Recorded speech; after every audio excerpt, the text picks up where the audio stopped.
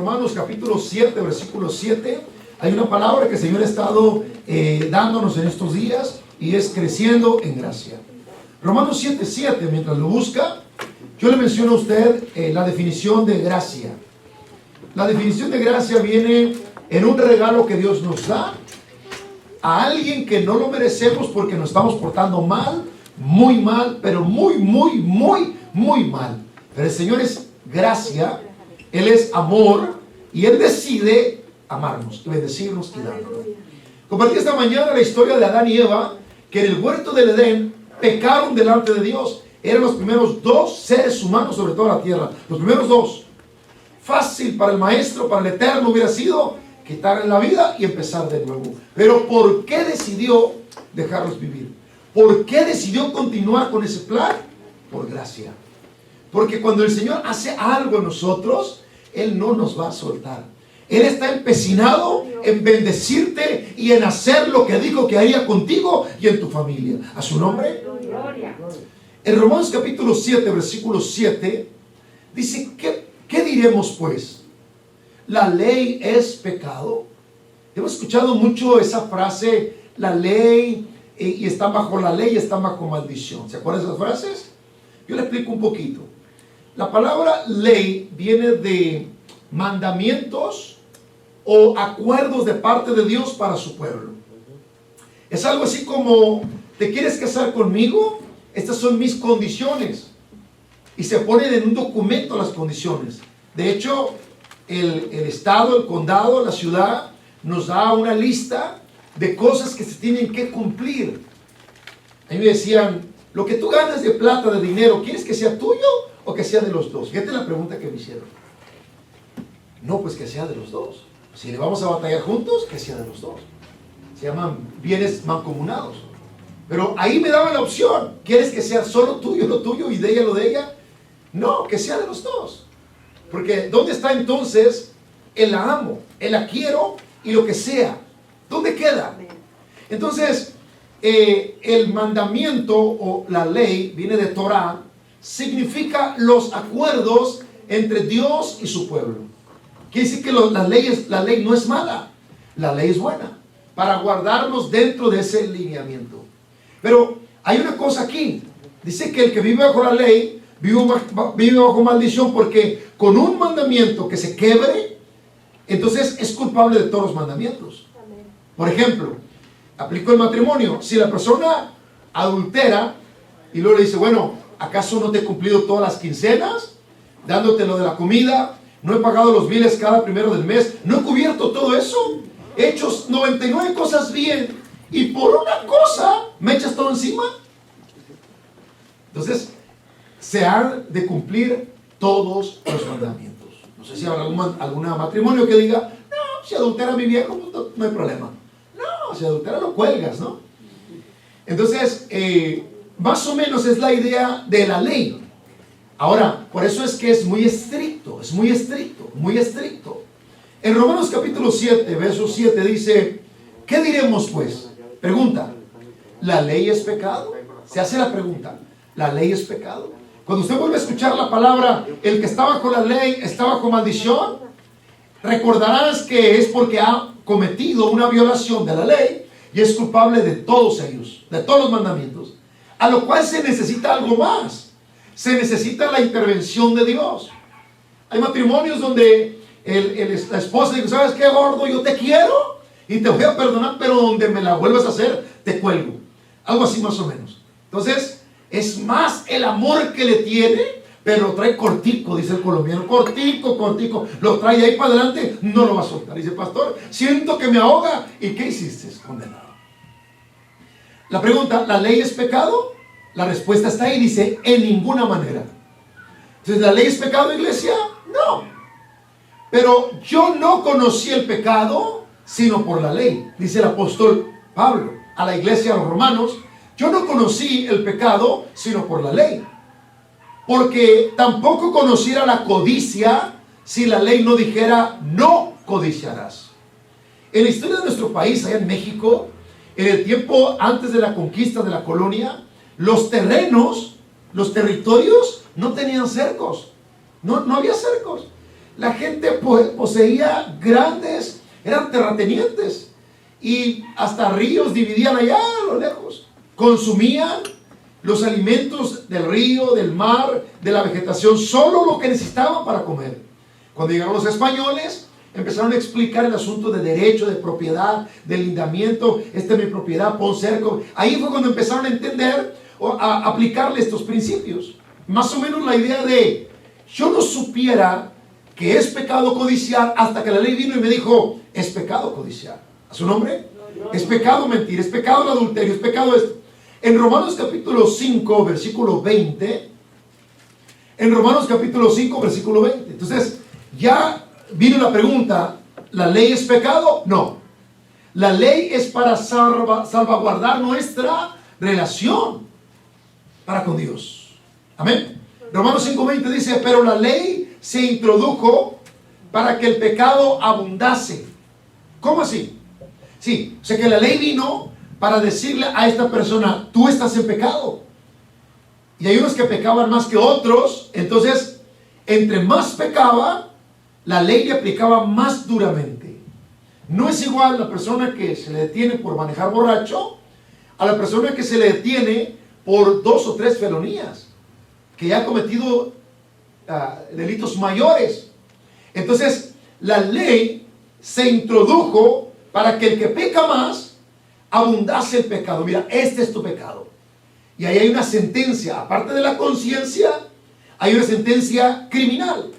Ahora dice, más cuando el pecado abundó, es decir, cuando la persona fue sorprendida en el acto de pecado y dice, me siento pecador, estoy en pecado, esta es mi condición. Cuando el pecado abundó, sobreabundó la gracia. Entonces, viene el pecado descubierto por la ley. Cuando llega la ley, ahora la gracia es por encima de la ley y del pecado. ¿A su nombre? Gloria. Y este es el tema. En el libro de Juan, capítulo 1, abra su Biblia por favor, dice que la ley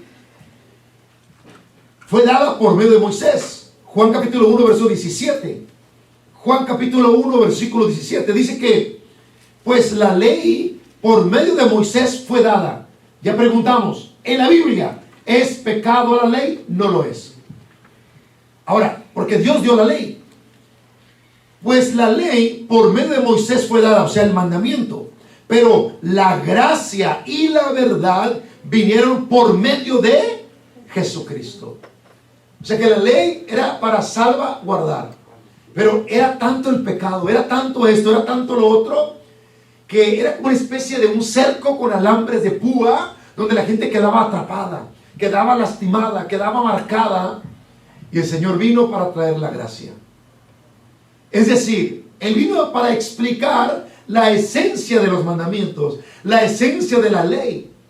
Él no dijo, vamos a quitar la ley. No, Él vino a explicar la esencia de la ley. Les di mandamientos porque los amo. Les di mandamientos porque es la firma, el pacto de matrimonio. Esa es la razón. Pero han cometido uno y otro pecado. Pero por encima de la ley y del pecado que abunda cuando somos descubiertos, viene la gracia. Sobreabunda la gracia. ¿Quién trajo la gracia? Jesucristo. Entonces nosotros tenemos un llamamiento a creer en la gracia por la fe. Creemos en la gracia por la fe. Estamos atrapados en el pecado. El pecado nos acusa. Y una vez que nos está acusando el pecado, nos sentimos culpables en nuestra conciencia, en nuestro interior. Y una que otra mirada que nos mira por arriba del hombro. Ay, sí, por lo que hice. Entonces, encima de eso, debo creer que el Señor me da su gracia. Y me libra de esta tensión, me libra de esta culpabilidad. ¿A su nombre? Si no creo que la gracia es más poderosa, no podré ser libre de las cadenas, de la condenación del pecado, de las consecuencias del mismo. No puedo. La mayor acusación es personal. Esa persona que se acusa a sí misma y no se perdona. Yo es que cometí ese error por tonto. ¿Por qué lo dije? ¿Por qué lo hice? La regué. Y vive constantemente condenándose, autocondenándose, confiando en su propia mentalidad. Dice la Biblia, maldito el hombre que confía en el hombre. No confíes ni en ti mismo, confía en Dios. Señor, haz lo que tú quieras hacer con mi vida, aquí estoy. Me cubro con tu gracia. ¿A su nombre? Gloria. Entonces, el Señor nos llama a creer en la gracia por la fe. Dios bendice nuestras vidas aún con nuestras imperfecciones.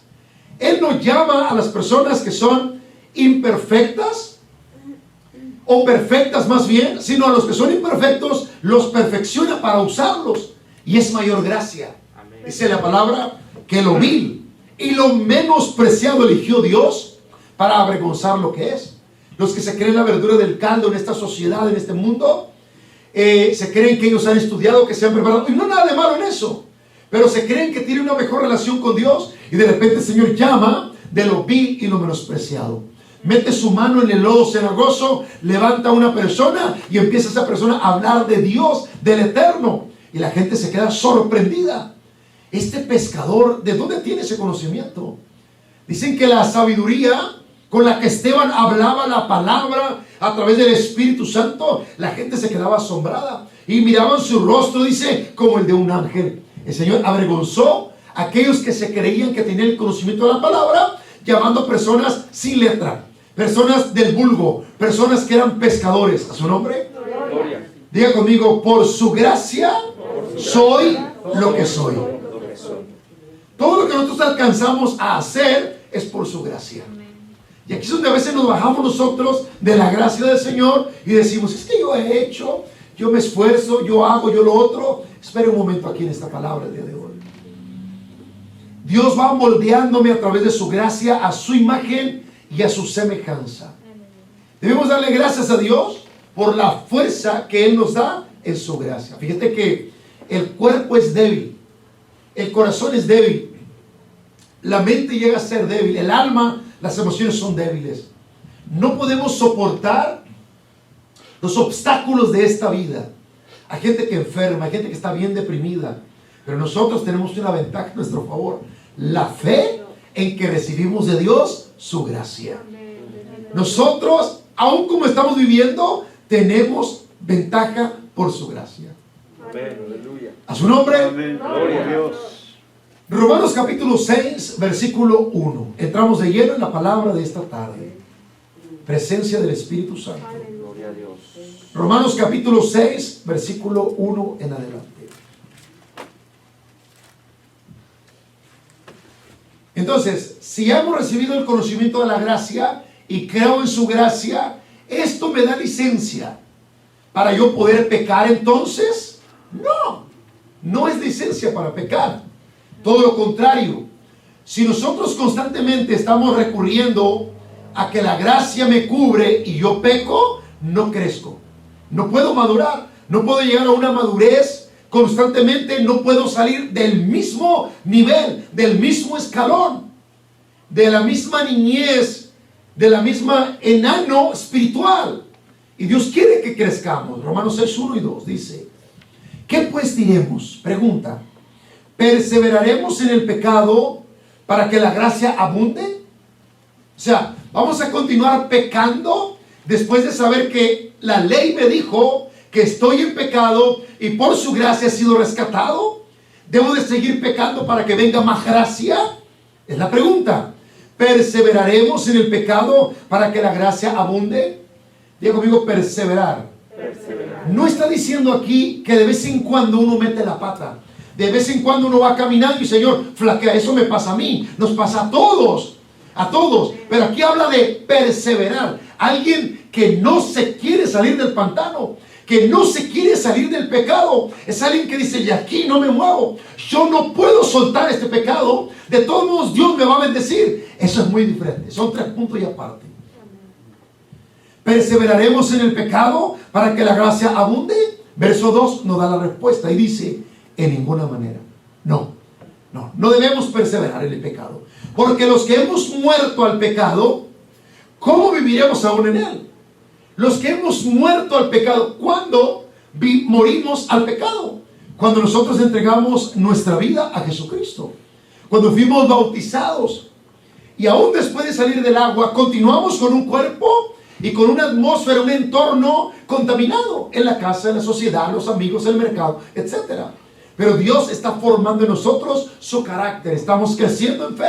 Ya no caminamos solos. Como ya le entregamos nuestra vida a Cristo, ya no estamos solos. Ahora tenemos su fuerza y le creemos que Él nos hace crecer por su gracia. A su nombre. Gloria, amén. Gloria a Dios. Ahora, déjame detengo una vez más aquí en el tema de la fe. La fe no es solamente decir creo o yo declaro, que es bueno. Aparte de decir, tenemos que hacer lo que estamos diciendo que creemos. Vaya a Santiago capítulo 2, versículo 14 al 17. Santiago capítulo 2, verso 14 al 17. La fe conectada a la gracia es poderoso. Esto es poderoso. Santiago 2, 14 al 17. Oímos muchas personas. Acuérdense que yo nací en una familia cristiana. Y yo he mirado muchas personas que hablan de la fe, pero no viven en fe. Yo he mirado diáconos salir de su servicio, de estar alabando a Dios aquí. Y aquí al cruzar la calle, bueno, allá en la colonia, en el barrio, gritarle al chofer: párese, deténgase, haga a su lado porque voy a subir. Como se me olvidó la Biblia, fui corriendo a llevársela y miré esa acción. Entonces, yo como un niño espiritual, empezando a crecer en las cosas de Dios, eso me causó un shock, como dije, o sea, si es un hombre de Dios, si está fuerte en Dios, nos acaba de ministrar a todos, ¿por qué de aquí a ahí en un minuto ya no está en ese gozo del Señor? A su nombre. ¿Está conmigo? Y eso en mi mente a veces quedaba como... Y luego cuando la Biblia me dice pues que tengo que tener fe, y si no tienes fe, y si no tienes esto, si no tienes lo otro, pesada a veces la palabra para mí. Hablo de mí, pesada. Digo, ¿cómo hago? Yo tengo que hacer, yo quiero servir, pero resulta que no es lo que yo haga por mí hacer, por mi obra, por mi fuerza, es lo que yo le creo a Dios, que juntos estamos trabajando. Dijo el salmista David: en Dios haremos proezas. En Dios, no yo, no es solamente en Dios haremos proezas. A su nombre. Santiago 2:14. Hermanos míos, ¿de qué aprovechará si alguno dice que tiene fe? Dos palabras. ¿En qué aprovecha al que dice? No al que hace, al que dice. Al que dice que tiene fe. Dice, pero no la tiene, solo dice. Habla. No, yo tengo fe, yo le creo a Dios. Pero realmente no la tiene, no le aprovecha porque dice, es de los labios para afuera. ¿Está conmigo? ¿De qué aprovechará si alguno dice que tiene fe? Y continúa reforzando la palabra, dice, y no tiene obras. ¿Obras de qué? Obras de fe. No hace lo que dice que cree. No es congruente con lo que está diciendo. Por ejemplo, hoy este día va a ser un día bendecido, me acabo de levantar, gracias Señor. Pero al rato, a una hora después, alguien le roba la bendición y anda bien enchilado. Pero más que un habanero, bien enchilado, bien enojado. Entonces lo que dijo, que declaró, que creía sobre ese día, no se cumplió. Ya no se cumplió. Ya el resto del día se le echó a perder. ¿Está conmigo? Entonces cuando uno proclama o declara o uno dice, tiene que conectarse con lo que está diciendo. Es mejor decir poco, pero buscar creerle a Dios y aplicarlo en nuestra vida a hacerlo. Y si de repente aquel enojo viene y se empieza a subir aquello feo, aquel monstruo, aquello se empieza, aplácate, porque es un día bendecido. Yo lo he creído. Te vas en el nombre de Jesucristo, te aplacas, cálmate. Y continúas en la bendición. ¿De qué aprovechará si alguno dice que tiene fe y no tiene obras? Continúa diciendo, ¿podrá la fe salvarle? ¿A quién se refiere? Al que está mencionando anteriormente, al que dice, pero no hace. En otras palabras, ¿podrá lo que dice que tiene fe salvarle? La respuesta es no. No puede salvarle. Porque la fe es creerle a Dios que lo que yo digo o lo que yo hago, lo que digo de su palabra, se cumplirá. Te estoy creyendo, Señor, y camino en esa palabra que digo que le creo. ¿Su nombre? Si yo digo, el trabajo que yo tengo es un trabajo que Dios me dio, pero me la paso peleando todo el día con el supervisor, me la paso renegando todo el tiempo, entonces estoy maldiciendo mi trabajo y no es verdad lo que dije, que es una bendición que Dios me dio. Le estoy diciendo a esta persona para que crea. La familia que yo tengo es una familia muy bendecida, pero me la pasó todo el día maldiciendo, quejándome. Y cuando digo maldiciendo, no necesariamente maldiciones, sapos, culebras, pero renegando de lo que hacemos en nuestro hogar, en nuestro nidito de amor, le digo a mi esposa. ¿Podrá la fe salvarle? Y si un hermano, fíjate el ejemplo que nos da la palabra, y si un hermano o hermana están desnudos, ya yo di 2 o 3 ejemplos, pero la palabra misma trae un ejemplo ahí. Trae la receta, como cuando vas a comprarlo para hacer pancakes, ¿no? Trae la receta de lo que puedes hacer. Si un hermano o hermana están desnudos, es decir, por ejemplo, dice, si un hermano o hermana están desnudos y tienen necesidad del mantenimiento de cada día, por ejemplo, y alguno de vosotros dice, está hablando del mismo punto, id en paz, calentaos y saciaos. Esas palabras no le dan ningún calor. Id en paz, calentaos y saciados. La palabra nos acaba de dar el ejemplo de la necesidad y la condición, pero venimos y le decimos, id en paz, calentaos y saciados. Pero no le dais las cosas necesarias para el cuerpo. ¿De qué aprovechan? ¿De qué le sirve? Mejor mira, hermano, ahí te va esta cobijita. En la época, una vestimenta, o sea, una chaqueta, una vestimenta, la gente tenía 1 o 2, era todo lo que tenía. Todo lo que tenía. Ese mismo lo enmendaban porque eran de pieles de animales normalmente y le aguantaban para todo. Lo heredaban a las generaciones porque era de resistencia. Entonces, cuando alguien no tenía, llega el frío, no tenía con qué cubrirse, no tenía para todo el invierno. O sea, algo lamentable. Hoy en día, nosotros en invierno utilizamos 3, 4 diferentes sacos de diferentes colores cada domingo. ¿Está conmigo? ¿Aló? Entonces, si le dices, pero no le das las cosas necesarias para el cuerpo, ¿de qué aprovecha? Es decir, ¿se le va a quitar el frío? No, no se le va a quitar. Entonces, y luego dice, así también la fe. Como nos dio un ejemplo, la receta de la explicación, así también la fe. La fe es igualito. Si no tiene obras, es muerta en sí misma. Se murió. No, yo creo que me va a ir bien el día de hoy, que reniego todo el día. Se acabó. Eso que dije es muerto. Es una fe muerta. O sea, hay fe muerta y hay fe viva. ¿Por qué estoy hablando de la fe cuando es el creciendo, desarrollándome en la gracia? Porque no podemos abundar en la gracia sin tener la fe. Palabra de fe es la obra. O sea, cuando digamos una palabra de fe, es la obra de fe en las palabras que estoy diciendo. Y si no lo hago, si no lleva frutos, es una fe muerta. Repita conmigo: Señor, te muestro mi fe y tú me muestras tu poder. Note bien lo que está diciendo usted. Yo te muestro mi fe y tú me muestras tu poder. Yo te creo y tú haces el resto. Ahora va a tener sentido esta explicación. Dice la palabra en Filipenses 4:13, si mal no recuerdo: todo lo puedo en Cristo que me fortalece. Entonces, cuando dice todo lo puedo, deténgase ahí. Todo lo puedo. ¿Quién va a hacer? Yo, tú, nosotros. Entonces, hay un montón de piedras que hay que remover aquí en el patio. Todo lo puedo en Cristo que me fortalece. Esas piedras no se van a mover solas. El Señor te da la fuerza, tú haces una declaración y a mover las piedritas. Y al final, Señor, gracias, lo logramos. Así es el asunto. Aleluya.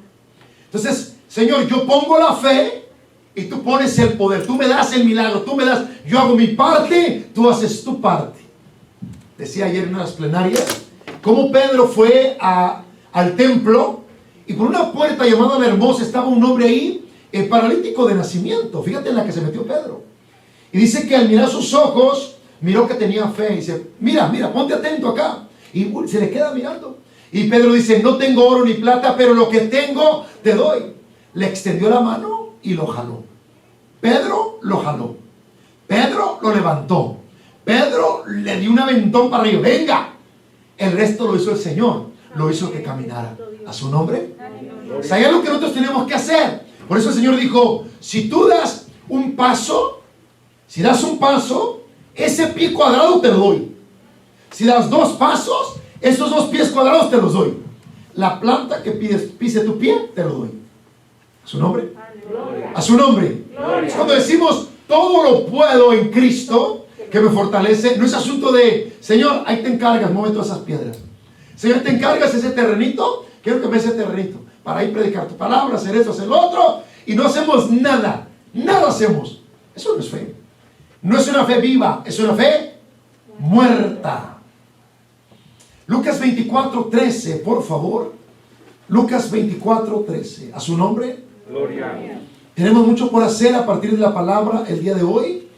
Creciendo en gracia. Le creemos al Señor, Él va a obrar. Y hemos repetido hasta el cansancio: fe mueve la mano de Dios. Cobrará más sentido a partir de hoy todas esas declaraciones. Que el Señor le habla a un corazón arrepentido, que el que pide recibe, que el que busca halla. Ya entendimos hoy en esta palabra que tenemos que hacer nuestra parte. Amén. Tenemos que hacer nuestra parte. Hay gente que quiere ganarse la lotería, no se compra un cachito. Hay gente que quiere un certificado universitario y todavía no se inscribe en el colegio. O sea, así no. Quiero tener una buena relación con mis padres, pero no hablo con ellos. Así no. Tenemos que tener fe y tenemos que poner acción. Lucas 24:13 en adelante. ¿Lo tienen? He aquí 2 de ellos iban el mismo día a una aldea llamada Emaús, que estaba a 60 estadios de Jerusalén. Iban hablando entre sí de todas aquellas cosas que habían acontecido. Llevaban buen tema. Llevaban muy buen tema. Hablaban de lo nuevo. Jesús, que en estos días y fue crucificado, lleva 3 días en el sepulcro, la resurrección de Lázaro. Estaban hablando cosas buenas. Los vientos le obedecen. Hablaban palabra buena. Pero había un detalle. Iban en el camino en la dirección equivocada. A veces nosotros estamos en casa y estamos ahí cantando, alabando al Señor. Estamos bien. Y bendita la gracia del Señor, porque aún ahí el Señor nos habla. Pero Él quiere que estemos en su casa de oración cuando es su día. Él quiere que estemos en el seminario cuando es su día. Él quiere que estemos en esa continuidad, en esa búsqueda, en ese crecimiento. A su nombre. Gloria. Ellos tenían que estar en Jerusalén. Iban hablando entre sí de todas aquellas cosas que habían acontecido. Sucedió que mientras hablaban y discutían entre sí, Jesús mismo se acercó y caminaba con ellos. Yo digo, dice la Biblia que 2 ángeles fueron a la casa de Lot, sacaron a sus hijas, lo sacaron a él y a su esposa. 2 ángeles. La Biblia dice que a los antiguos hospedaron ángeles sin saberlo. Pregunto, ¿cuántas veces el Señor Jesús ha estado sentado ahí a un lado de ti? ¿Cuántas veces Jesús ha estado ahí en la mesa de tu casa y tú estás distraído, estás distraída? O yo he estado distraído. ¿Cuántas veces Jesús ha ido ahí de copiloto contigo y no le has tomado en cuenta? Dice que Jesús mismo se acercó y caminaba con ellos. Mas los ojos de ellos estaban velados para que no le conociesen. Y les dijo, fíjate maestro lo que pregunta, ¿qué pláticas son estas que tenéis entre vosotros mientras camináis? ¿Y por qué estáis tristes? ¿Qué es lo que están hablando? ¿De qué hablan? Del Mesías, de la profecía, del cumplimiento, de los milagros. Todo eso está bien. Pero dice, ¿pero por qué estás tristes? ¿Por qué están tristes? Si están hablando del Mesías, de la salvación, del poder, de toda la gloria, de todo lo que aconteció, ¿por qué están tristes? ¿Por qué están tristes? ¿De qué están hablando y por qué están tristes? No hay nada más lamentable que el día de la boda que alguien esté triste, que salir de la casa del Señor y salir triste, que te den una buena noticia, espléndida la noticia, y estés triste. ¡Qué terrible! Es agridulce eso. ¿Está conmigo? ¿Por qué están tristes? Verso 18. Respondiendo uno de ellos, que se llamaba Cleofas, le dijo, ¿eres tú el único forastero en Jerusalén que no has sabido las cosas que en ella han acontecido en estos días? Era el maestro. ¿Tú eres el único que no sabes? El que está diciendo que no sé es el que no sabe. Tú eres el que no sabes. ¿Qué le dijo a la samaritana? Si tú conocieras el don de Dios, ¿y quién está acá diciéndote dame de beber? Tú le pedirías a él. Si conocieras. Es aquí con importante que el Señor habla la revelación abra en su palabra. Y dice en Mateo 24, 44, 46, les abrió el entendimiento para que comprendiesen las escrituras. ¿Cuántos servicios yo he sentado, me dormía de niño, creciendo acá en la iglesia? Cosas que me perdí, muchas me perdí. Pero cuando llegó el día que llegó la luz del Evangelio, la luz del Espíritu Santo, mi pasión, las cosas de Dios. ¿A su nombre? Verso 19. Entonces le dijo, ¿qué cosas? ¿Qué ha pasado? Platícame. Ellos le dijeron, de Jesús Nazareno, que fue varón profeta, poderoso en obra y en palabra delante de Dios y de todo el pueblo. He ahí, fe en obras. Poderoso en obras. Y cómo le entregaron los principales sacerdotes y nuestros gobernantes a sentencia de muerte y le crucificaron. Pero nosotros esperábamos, fíjate las palabras, esperábamos que Él era el que había de redimir a Israel. Era lo que esperábamos. Y ahora, además de todo esto, hoy es ya el tercer día que esto ha acontecido. Esperábamos. Yo esperaba que algo iba a ser. Ha hablado mucho de este acontecimiento. Tuvimos un servicio en un día de celebración, un domingo, y el Señor habló a través de unas jóvenes y de una profecía. El próximo domingo, dice Dios, derramaré de mi espíritu, serán llenos como el día de Pentecostés. No, el siguiente domingo no cabía la gente, estaba pack, el lugar estaba lleno. Todo el mundo estaba atento para ver, pero no tenían fe. Y te lo digo por esta razón. Llegó el servicio, el inicio, la prédica, se terminó el servicio, y la gente se empezó a ir. No, yo me tengo que ir. No pasó nada. Y cuando ya quedaban unos cuantitos, cae la presencia del Espíritu Santo. Porque cuando hay fe, dice, yo le creo al Señor. Él me dijo, yo aquí me espero. Yo aquí me espero, y aquí me espero, y aquí me espero. Se derramó. Yo estaba ahí ese día. ¿A su nombre? A su nombre. Si ellos dicen, esperábamos, es lo que creíamos que iban a restaurar Israel. Y mira, para acabarla, hoy es el tercer día que esto ha acontecido. Verso 22. Aunque también nos han asombrado unas mujeres de entre nosotros, o sea, unas hermanas cristianas, unas hermanas discípulas de entre nosotros, las que antes del día fueron al sepulcro, y como no hallaron su cuerpo, vinieron diciendo que también habían visto visión de ángeles, quienes dijeron que él vive. Les testificaron, les dijeron, hermanos, miren que ha resucitado, y miramos ángeles, y Dios está en el asunto. ¿Y a dónde iban ellos? A Emaús. A veces nosotros vamos en el camino equivocado. A veces es el día que el Señor quiere hablarnos, quiere bendecirnos, quiere ministrarnos. No, pues ya, mira lo que ha pasado este año, mira todo lo que está pasando. Y el Señor dijo, 2020, yo te multiplicaré, yo sellaré tu ministerio. Es el año de la confirmación y la multiplicación. Pero mira, estamos en la casa acá, en cuarentena, haciendo lonja, haciendo panza. Acá estamos nomás, mira nomás. Y el Señor dijo en Año Nuevo, yo ahí estaba corriendo y celebrando. ¿Qué pasó? ¿Dónde quedó nuestra fe? Aleluya. Y fueron algunos de los nuestros al sepulcro, hallaron ahí como las mujeres habían dicho, pero a él no le vieron. ¿Acaso no tuvieron ellos curiosidad? ¿Acaso ellos no dijeron, vamos a ir a ver también nosotros, vamos a ver? No, se regresaron, creo yo, a su antigua casa, aldea, oficio, trato pendiente que tenían. Se regresaron a su antigua forma o continua rutina de vida. Entonces él les dijo, habla el maestro ahora, el maestro dice, oh insensatos y tardos de corazón para creer todo lo que los profetas os han dicho.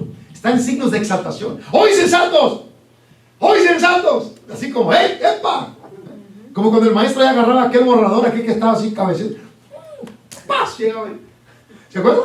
Y uno se despertaba. ¿Qué pasó, maestro? Aquí estaba. Se ponía de pie. ¡Oh insensatos! Tardos de corazón para creer. Era un tema de fe. Todo lo que los profetas han dicho. No era necesario, pregunta, que el Cristo padeciera estas cosas y que entrara en su gloria. ¿Qué no está escrito y era necesario que esto pasara? ¿Qué no se nos ha dicho que hemos de pasar por pruebas y tribulaciones y al final obtendremos la vida eterna? Se nos ha dicho desde el púlpito una y otra vez, habrá desiertos, habrá río Jordán, habrá cosas tremendas, pero al final poseeremos la promesa, la tierra prometida para nosotros, nuestra familia y nuestra descendencia. ¡A su nombre! ¡Gloria a Dios! ¡Gloria a Dios! Y algo que el Señor me da esta tarde antes de llegar a este lugar, y es esto. Es esto. Cada vez que el Señor reprendía la incredulidad, como en este momento, o a Pedro que se estaba hundiendo, ¿por qué dudaste?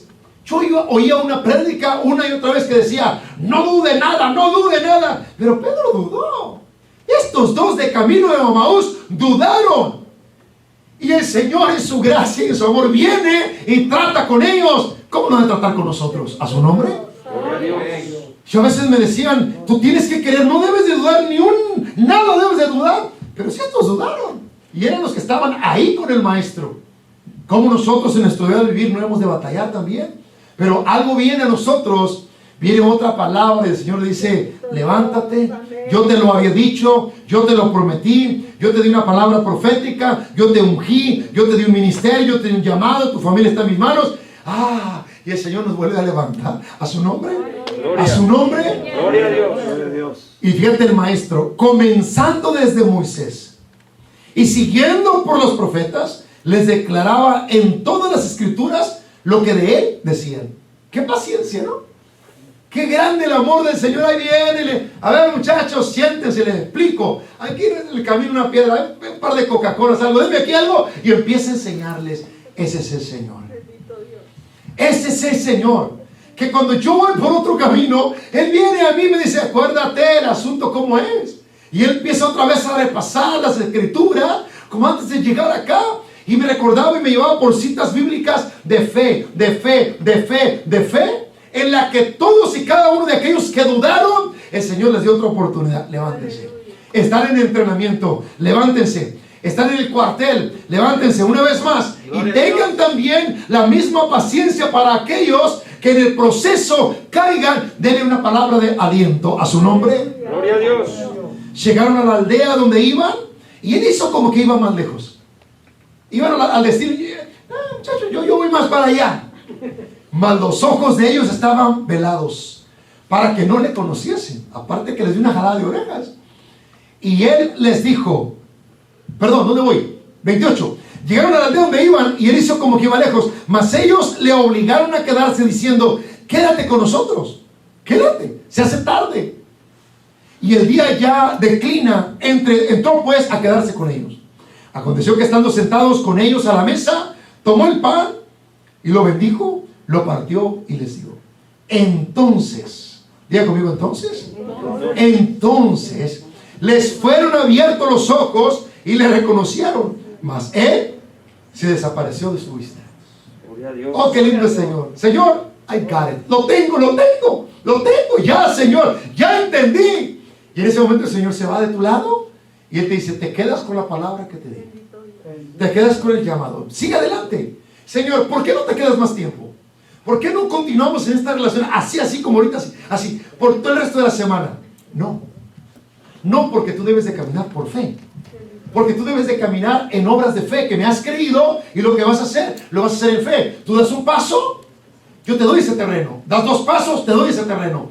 Tú haces algo, tú declaras algo y caminas en fe, yo haré mi parte. En Dios haremos proezas. Todo lo puedo en Cristo que me fortalece. Yo voy a hacer en Cristo, Señor. Yo hago mi parte, tú haces la tuya. ¿A su nombre? Gloria. Y se decían uno al otro, ¿no ardía nuestro corazón en nosotros mientras nos hablaba en el camino?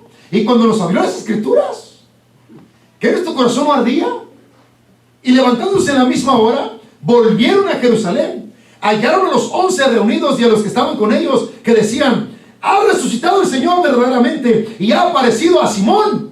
Entonces ellos contaban las cosas que les habían acontecido en el camino y cómo le habían reconocido al partir el pan. Cuando partió el pan, ahí. Y cuando ellos entendieron, Él se fue. Es una cosa que, este es un punto muy interesante que a veces nosotros nos preguntamos una y otra vez. Señor, yo quiero estar así conectado 24/7, 7 días a la semana, todo el tiempo, conectados. Y el Señor dice, no, porque entonces no vas a caminar por fe, vas a caminar porque estoy a tu lado, porque sientes mi presencia, porque te regocijas y te gozas, por eso lo vas a hacer. Porque la Biblia dice, mas el justo por su fe vivirá. Debo de caminar por fe, que lo que Él me da hoy es para toda la semana. Que lo que Él me habla mañana es para el resto de la semana, del mes, que el Señor está tratando con mi vida. Y Él está observando que nosotros caminamos por fe. Quiero que se ponga de pie, por favor. Y vamos a decirle al Señor que nos perdone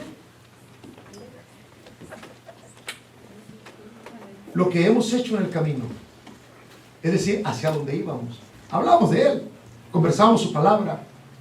A veces nuestros ojos no nos son útiles para poder ver lo que nos está rodeando, para aceptar el cuidado que Dios tiene de nosotros. A veces nosotros pedimos inconscientemente: Señor, yo necesito esto, otro, yo necesito. Y el Señor dice: no, si estás vivo es por mi gracia. Te di un día más. Yo te doy la existencia. Ese músculo del corazón que está palpitando es porque yo le permito que siga viviendo. O sea, yo te he dado la vida, te he dado el día. Ahora tú tienes que hacer tu parte. Y a veces no somos conscientes, nos gana el egoísmo, la avaricia, la codicia. Señor, es que yo necesito esto. No, lo que tú necesitas ya lo tienes. Solo tienen que ser abiertos tus ojos. Gloria a Dios. Hay que abrir esa ceguera a la evidencia de su gracia. Poder reconocer que no podemos estar más tiempo sin el Señor. En la palabra que Él nos dice: yo estoy contigo, no te voy a dejar, no te voy a desamparar. Cantamos esa alabanza que dice: divino compañero del camino, tu presencia siento yo al transitar. Venga el coro, por favor. Compañero del camino, Sí, Señor, eres tú, Padre. tu presencia siento yo al transitar. Sí, Señor. A disipar toda sombra. Ya tengo luz, la luz bendita de Jesús. Quédate, Señor. Quédate, Señor, y así hace tarde. Dime, hermano. Te ofrezco el corazón para morar. Hazlo tu morada permanente.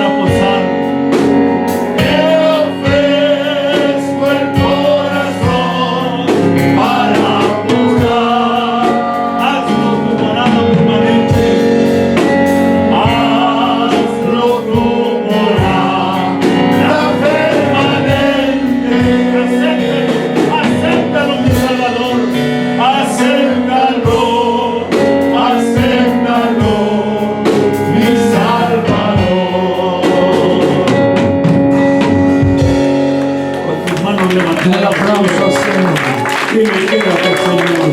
Quédate en mi vida, quédate en mi corazón. Que no siga tarde, Señor. Paz de Cristo, hermano. Sí, sí, sí. Gloria a Dios.